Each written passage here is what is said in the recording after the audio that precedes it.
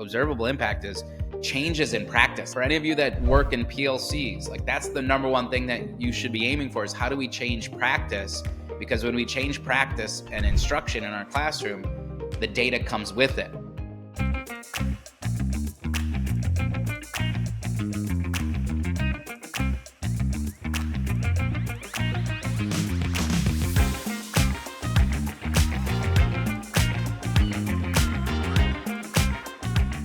Welcome back to another episode of The Path Forward. As always, I'm your host, Dr. Rick Fernandez. We talk innovation, education, and today I've got a very special guest.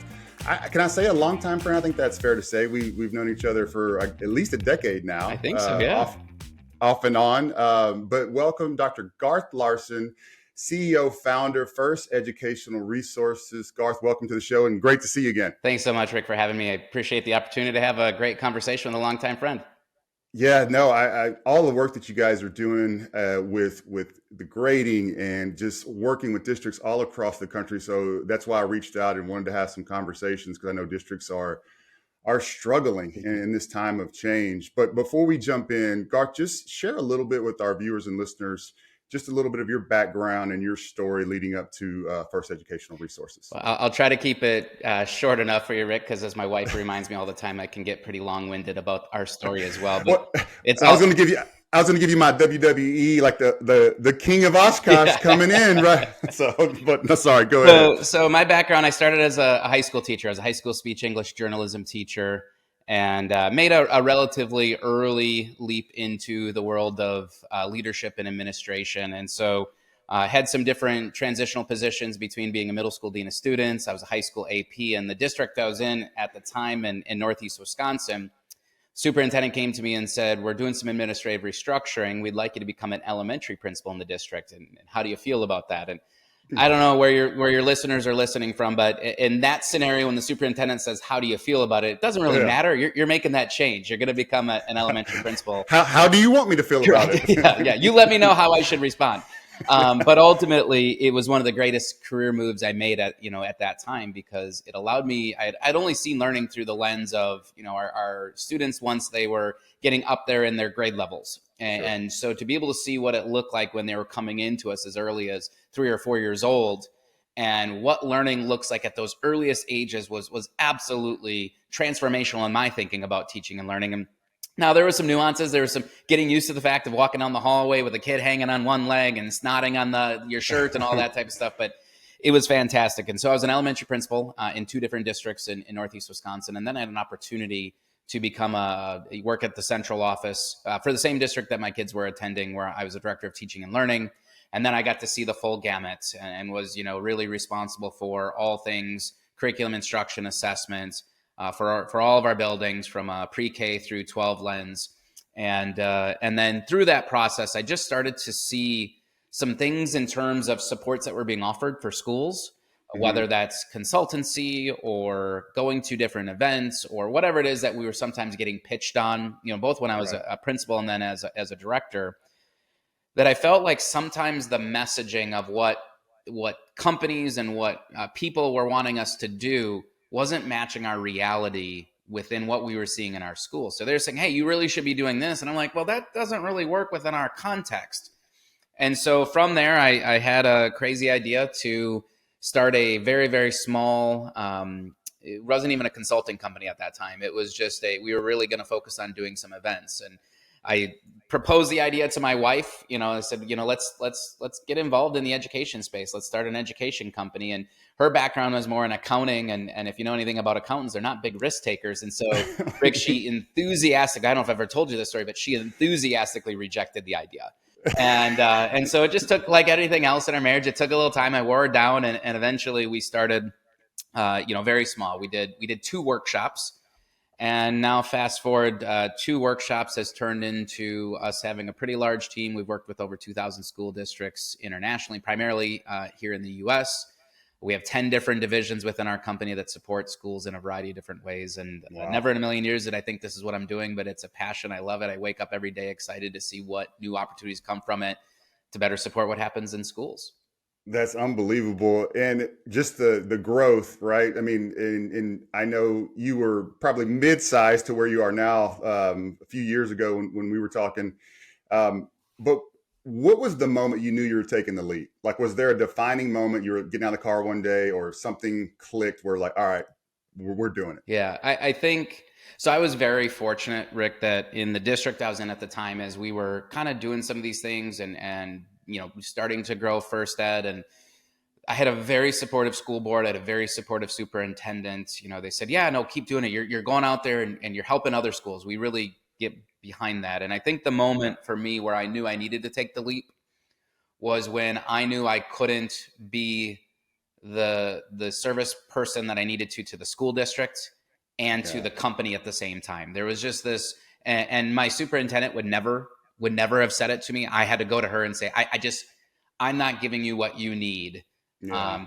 for our students in our community to be successful. And that was kind of the moment. And I was actually they even still kept me on in a very, very part-time role just to kind of help with the transition for 3 years, actually, where I got Wow. to still then consult in the district I was in and work with them. And because we had put in place a lot of really great systems while also then having that flexibility to go out and then the balance shifted where I needed to make that move.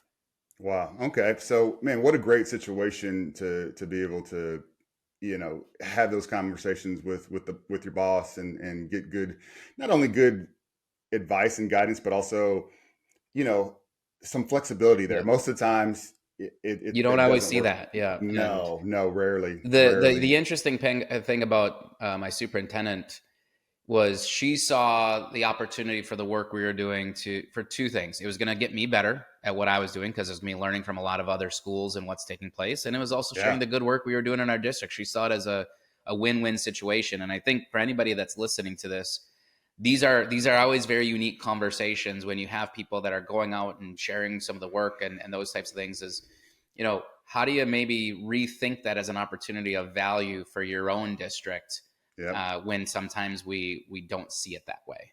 Yeah, that's a great point, and I think that education is in a place where we have to get creative and have to start Mm-hmm. thinking about what is a teacher's role and what else might they be doing, like to help their career, Yeah, help us as a recruiting tool, right. just to give some more flexibility. But Well, and I think the other thing for that, Rick, as I was kind of working through it, I always look at kind of from my career pathway, I've always looked at scope of impact and scope of influence. mhm, And so I loved being in the classroom, and I had my group of 100 students, right? That was my kind of scope of impact and influence to be able to support what their learning looks like. And then when I moved into a principal role, that went from 100 students to 600 students. When it moved into a district role, and now thinking about the number of students and learners and adults that we have the ability to support, yes, in the millions, that's part of what drives me to do this work every single day is just that opportunity, because it's just needed out there. There's support, and no matter whether you're new to the profession or a veteran, everybody needs support. We oh, need there's no support. Like doubt. I look at mentors to us in terms of how we do it, and it just looks a little different now when we're trying to build an organization. Um, so I've always looked at it as just that was also a part of that big conversation around the leap. It was tied to how can we have more influence around supporting what schools need. Right. So when we first met and engaged, what spoke to me was within your PLCs, within your teams, the action. Mhm. Like I felt like for a long time that piece was missing. We were talking a lot, we were having great conversations, but the so what wasn't happening. And I remember vividly, like, this is the piece that we need and the piece that we're missing. Now, fast forward, what are the services you're providing and what seems to be like the biggest need around the country? Oh gosh, it Yeah, everything. everything. It really is. I think the reality is, and Rick, you've probably seen this all the time when you're talking to different guests or looking at what's going on. First of all, each state is so uniquely different with what they need, and that's something Mhm. that we've learned a lot as a company because we have expanded our reach. We're in almost every state now, and each state's unique differences in terms of maybe what kind of focal points are coming from a state level, kind of the even legislation that comes into place. But I would say when I look at kind of where we're, a couple areas that we're supporting significantly in right now, one of them always comes at the top, and this is work that we've done collectively together as well, Rick, is just assessment and grading practices, Yeah. and really getting to the point. I think what COVID brought to light in a lot of schools was the need to really rethink, first and foremost, what our kids are learning, like what's actually important, but more importantly, how we're adequately, accurately, authentically assessing their learning and giving them meaningful feedback. So we begin to look at learning more as a process and a journey. And so, as much bad that came out of COVID, I think that was something that kind of came to the forefront of a need for change. So we are working with schools all over the country right now, whether they want to call it standards-based grading, target-based grading, evidence-based grading, proficiency-based grading. They all kind of put their own kind of take on it, but just to get to more accurate, honest, reliable communication within, for students, for caregivers, and just to make sure that Yes. there's alignment. So that is definitely one huge discussion point that we're seeing, and more schools that are reaching out. And I think, one of the benefits is we have a fantastic team that's lived that world, that have navigated all of the challenges. I know, when we went through it as we took it on as an entire K-12 system when I was still in a director role, and we made a lot of mistakes, and we had a lot of success. And our goal is always to help, those schools avoid those pitfalls, avoid those roadblocks that Right. can lead to complete reversal on the work that they're trying to do. So that's one big area. As you mentioned, where we first started working together was in the side of PLCs. So I think part of what we see is how do we help teams function? Like, how do we actually, when they're coming with such a variety of perspectives into the mix, like how do we honor those perspectives? How do we honor those differences?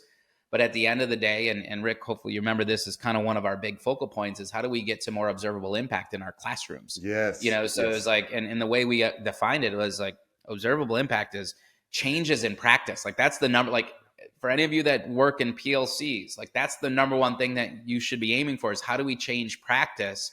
Because when we change practice and instruction in our classroom, the data comes with it, and so that's where we talk about changes in practice and leading to improved student outcomes. So I think in a lot of districts, PLCs have become a swear word. And so whether it's PLCs or collaborative learning teams or collective teacher teams, there's all sorts of different things. Right. There's a big need. And I think it's just the dynamic of, you got a lot of transition that's happening in education right now. A lot of people coming in, a lot of people coming into the teaching profession that haven't necessarily had maybe what the pathway was that you and I had to get there. And now they're thrust into not only trying to learn how to teach in a classroom, but how to collaborate around those teaching practices, which leads to some scenarios that support is needed. You know, being in the private sector now for a couple of years, I didn't really understand how important workflow is, right?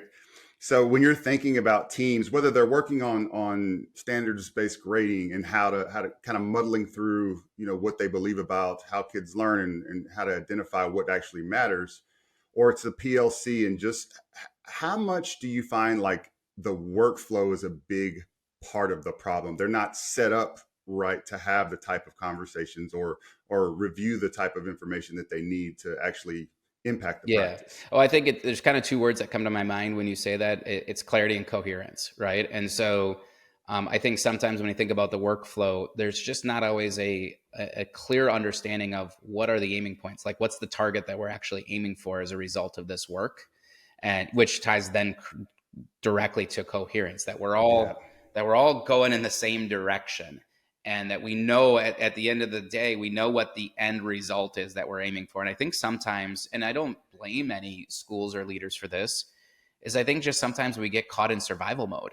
And so when we're in survival mode, it's hard to actually even pinpoint what the target is, let alone try to get to the target. And so I think that's a big piece about it. And same as I've kind of trying to live both of this world of still being in schools, but also even from a company standpoint, it's the same exact thing. Like just knowing what that, do we have clarity on what our aiming point is from every one of our divisions, and how we're going to get there, and what are the pathways for communication? Those are huge. And I think, two good colleagues of mine, Cale Burke and Michael McDowell. Cale wrote PLC 2.0 with me, and Michael has written a ton of different books and and he was a former superintendent out in the San Francisco area. They wrote a book called Leadership Drift. And I think one of the things that really resonated with me within Leadership Drift is this idea of, as leaders, we're on the road, but all of a sudden there's this that makes the car swerve because of this particular scenario that's happening in the school. And then all of a sudden we overcompensate, we go over to this side of the road, and all of a sudden we start to drift away from the aiming point, which then the end result, to your point, Rick, is every other part of the organization is influenced by that drift that happens because of all of these different, realities of chaos that happen every single day. So how do we make sure that we don't let those external factors avoid too much of still keeping us on the right pathway to get to that aiming point that we have? Yeah. And you think about the times that we're living in, there's probably more of that now Absolutely. than, staying on the road is very difficult with some of the challenges that, Well, you're constantly getting pulled in every single direction. yeah. Yeah. Absolutely. Yeah, I don't even know. Sometimes you don't feel like you can get the car started, much less getting on the road. It's like, geez. Yeah. We've been trying to figure out how students learn best for decades and decades, and still new information comes out. But from a standpoint of adult learning, just working with 2,000 districts, all of the places across the United States, what have you learned about how adults learn, and what maybe some things that have just like really just like I was not expecting this to be the case? Yeah, I think and if we can point back to, last 20 years of research on adult learning, teachers' view of professional development, and all of those types of things. And we know that the one thing is, and it's not out of spite, it's just sometimes teachers don't view adult learning as meaningful, right? Mm-hmm. And so part of what we've learned, whether it's helping schools in assessment and grading changes, or reconfiguring their PLCs, or any of the other centers focusing on math or secondary literacy, or when we really think about like a big need that we hear is around behaviors and those types of things, is the first thing for adult learning, in my opinion, is we have to help them understand what problem are we helping them solve. Mm-hmm. Like, what is it? Because if they don't even see it as an issue, then they're like, well, why would we even invest our time and energy in the learning itself? So something that I wouldn't say that we figured out right away, but I think we're getting a lot better at it, is helping the adults that we work with see us there not to tell them what to do, but to be kind of a coach along the side around helping them address something that is of need. And the more that we can individualize it down to how it impacts their own classroom, the more they become invested in it. So, I know there's various thoughts around workshops and those types of things. Workshops can be incredibly effective if there's follow-up to it.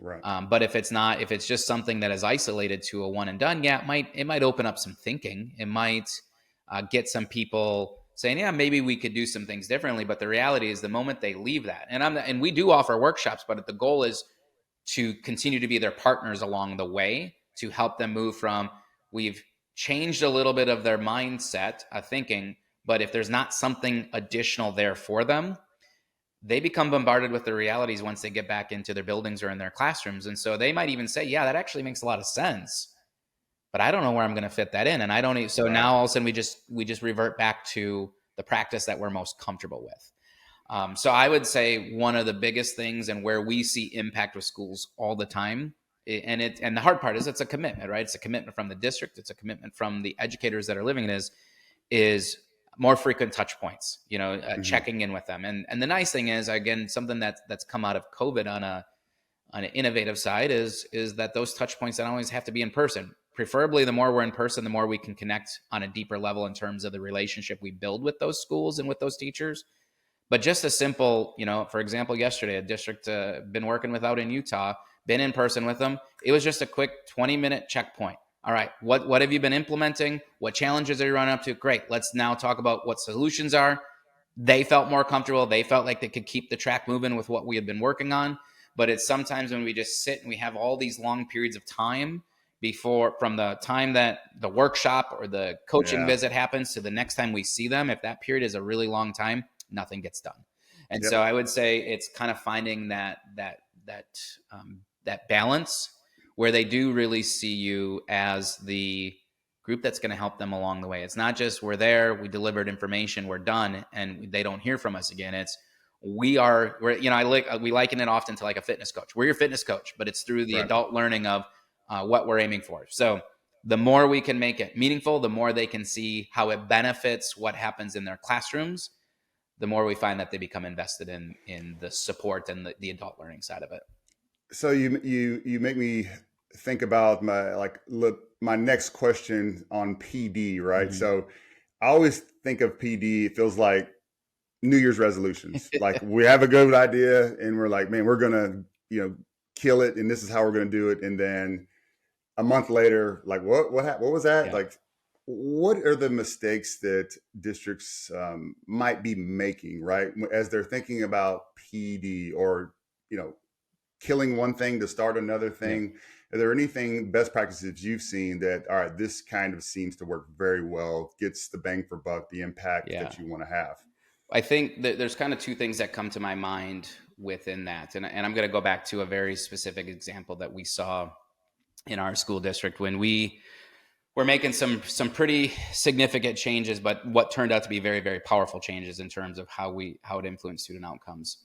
I had just gotten hired in the district as the director of learning, and superintendent said, "Hey, by the way, I want you to go to a conference down in Chicago with a group of teachers that I had never met before." And I said, "Okay, great, let's do that." So we go to this conference, don't know these individuals at all. We go out after the first night of the conference, because one of the things that you want to do is have some strategic planning. So we did some strategic planning at a place that maybe also served other purposes as well beyond food and beverages Sure. maybe.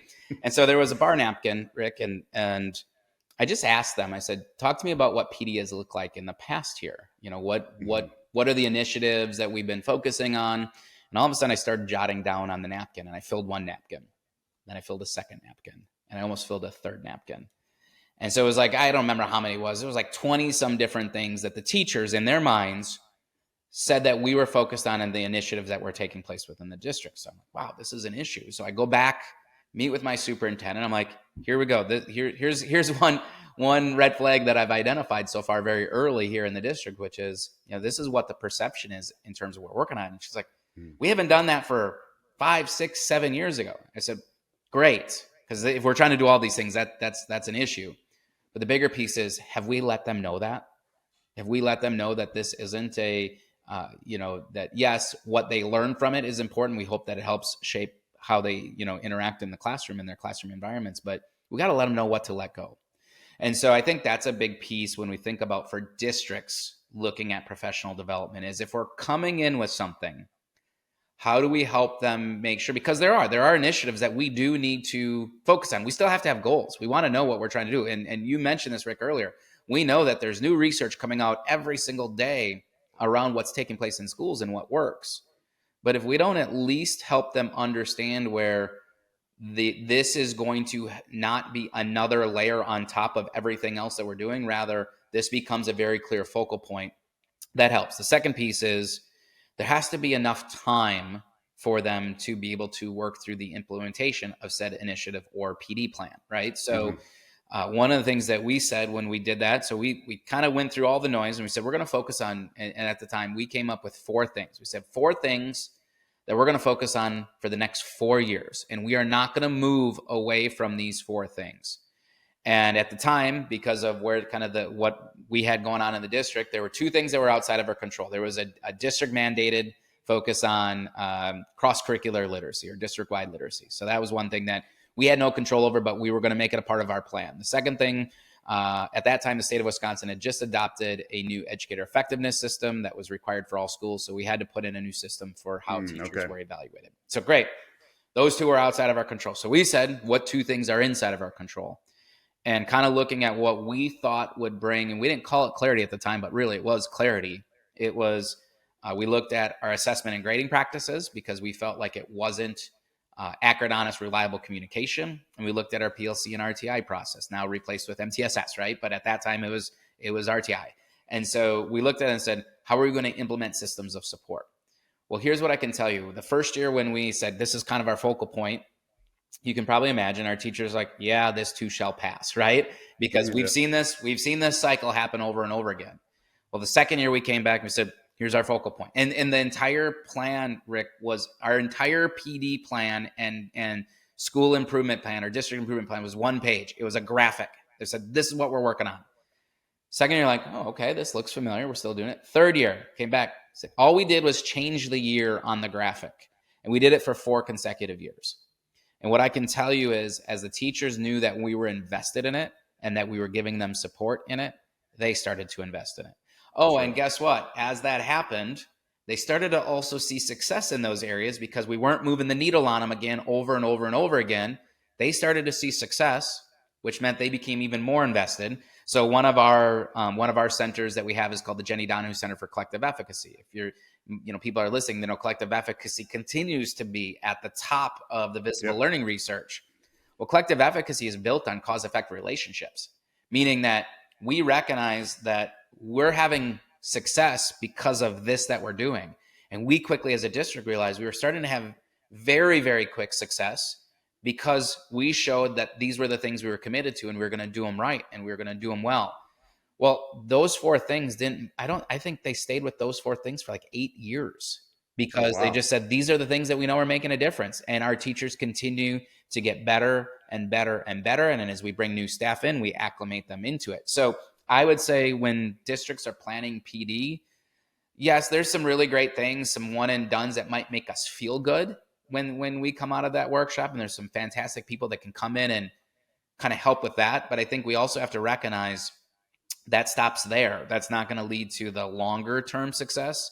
And so I think even just having short vision in terms of when schools are implementing a plan, that we really have to say, what does this look like? Not just for a year, but what does this look like 3, 4, 5 years out so the teachers know that they're invested in it? Yeah. When you're thinking about PD and just all of the different things that teachers are having to learn in this current iteration of our educational system, how do you know when teams are all in, right? You're coming in for support. Obviously, I'm sure you get a lot of information in one place, like bits of fragmented at another place. It's got to be different depending upon the district. But what are the indicators that you step in like, all right, this team's on fire, we can get some work done? And what are the indicators that like, oh man, this is going to be an uphill battle to get them there? Well, I think you can tell pretty quickly. But one of the things we try to, at least our team, and I think our team's pretty good at this, is we step into those recognizing that people may not be there yet. Okay. And we try to get a pulse of the one thing we always try to do is say, we want you to be honest with us. What are you struggling with right now? What are the roadblocks before we even start to get into it? Some of them, like it's used, like you said, Rick, like we just know they're ready to rock. But I think we have to acknowledge, and this is something I've learned over the years now, working with teams and going into different schools, is we have to acknowledge that most of the time when they're not ready, it's not typically meant to be out of just straight resistance. There's factors that are influencing that. Sure. Whether that's personal factors, other team dynamics that are in place, or them still not understanding the real reason why we're asking them to invest in it.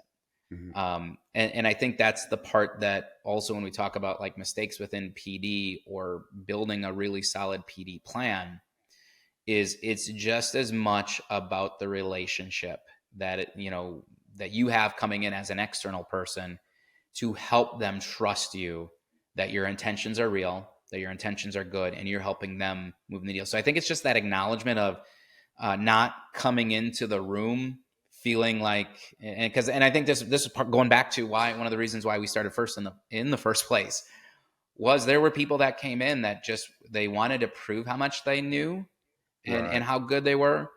And I've learned that doesn't really get you very far in terms of that trust and relationship. It's we're all here working toward the same thing. Now I'm going to bring a perspective to it. I'm going to bring experiences to it, but I'm just a part of the team. And so I think that's where we, some just jump in. You have I've always heard the phrase, like you're bouncing Tiggers, right? Like they're the ones that are ready to go. And then, like, okay, we don't have to spend as much time working through what are some of the current pieces that they're struggling with.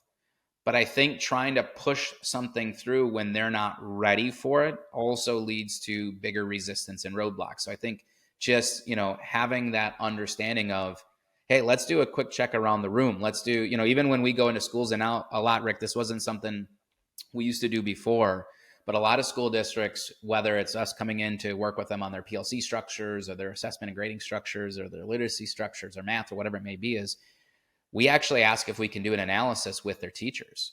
Like, actually, we sit down before we start anything with them. We sit down and we meet with the teams and say, okay, what's actually taken place? And I know it's sometimes hard for administrators to allow that to happen, because the reality is there are some truths that we don't always maybe we don't want to hear, but it's the only way we can move forward. So we'll sit with them and we'll ask them questions, and we'll ask, like, what is the current reality? What are some successes? What are some struggles? We gather that information, and then we take that to co-plan what are the next steps from it. Because I think one of the things we believe truly on it, if we're thinking about kind of innovative approaches to the consultancy world or supporting schools around PD, is the more that we can build that relationship by understanding each person's reality before we actually step in with a plan, the more they trust us, the more they feel like their voices have been heard and that we recognize what those realities. And I would say that alone, when we think about like knowing teams that are ready versus not, increases the amount of teams that are ready to begin the work, because they feel like you've at least had a chance to get to understand what their reality is, to be able to put a plan in place that makes sense versus just come in and try to force something through to them. If that makes sense. It makes a lot of sense. Makes a lot. So essentially, you're getting a pre-assessment, Yeah, if you will. Yeah, it's a baseline. Around, typically we don't just come in and it's not just tell me everything that's horrible about the school. No, it's like, here we go. We have a focal point. The district has said we really want to work to improve in the area of assessment and grading. Well, great. Let's find out what's actually taking place in each of those classes before we make any recommendations on what improvements you can make to assessment and grading. So again, it also means that there's going to be some truths that are exposed to help us identify and say, here's why the district is making the change. I'm hearing from 25 different teachers that the way they set up their grade book is 25 different ways. Okay, so what does that mean now for our students? What does that mean for inconsistency? So again, it's grounded in the realities of what's taking place in the building. So you mentioned earlier about PD and training and physical, like, having a trainer on the side, right? Mm-hmm. And I firmly believe like coaching and mentoring, whether it's teachers, administrators, is really the most critical piece of growth. And so I want your take on, I think that we should be spending the bulk of our resources towards that in some form or fashion. How do we help people? Because in every other facet of our life, we wouldn't expect to see results if we went to the gym once a month. Correct. Right? Yep. Or we wouldn't expect, our kids' little league team, for the coach they're just running around and for a week straight, there's no feedback. They're just swinging the bats.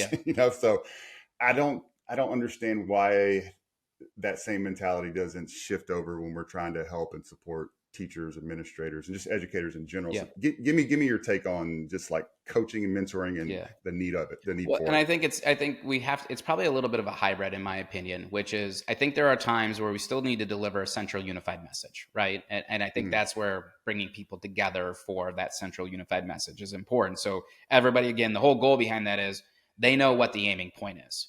But then to your point is everybody needs support on how to get to that aiming point. So we can say, hey, we want to make sure that our, using the fitness analogy, we know we all want to live healthier, happier lives. We want to make sure that we bring an element of fitness and health into our life.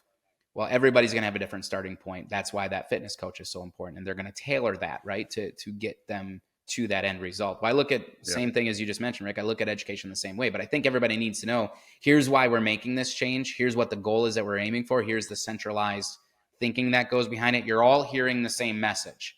But now, instead of, great, you heard the same message, good luck, go out there, and hopefully some of you actually are able to do this. That's where the next layer comes into play, which would be that coaching piece.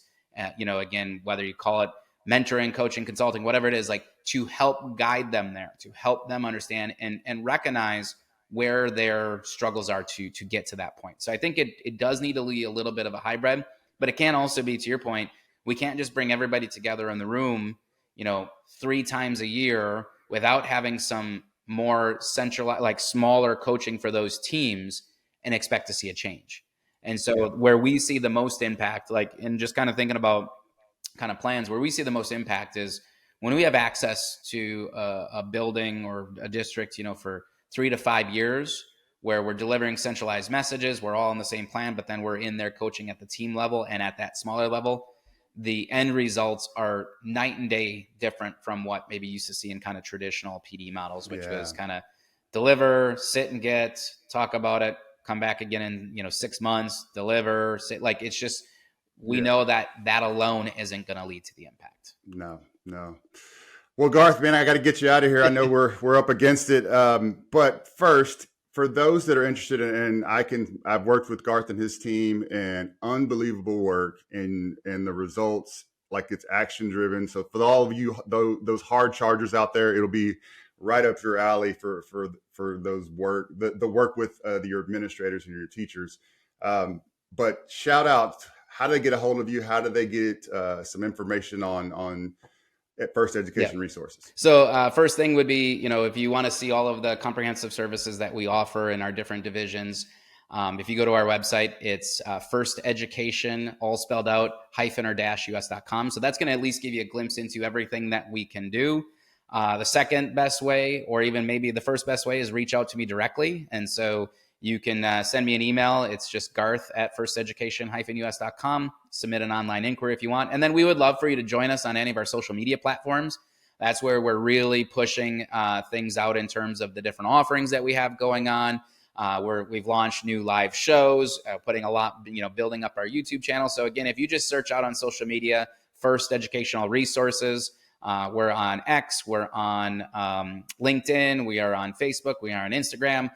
All of those different platforms is another way to stay connected. And if any of you just want to brainstorm what support could look like, that's the thing about we just love doing, is just sitting down, understanding what you're working toward. And if we can be your partner to support that along the way, great. We think that we've been able to help a lot of schools make progress. And again, we just want to keep supporting and doing the good work out there.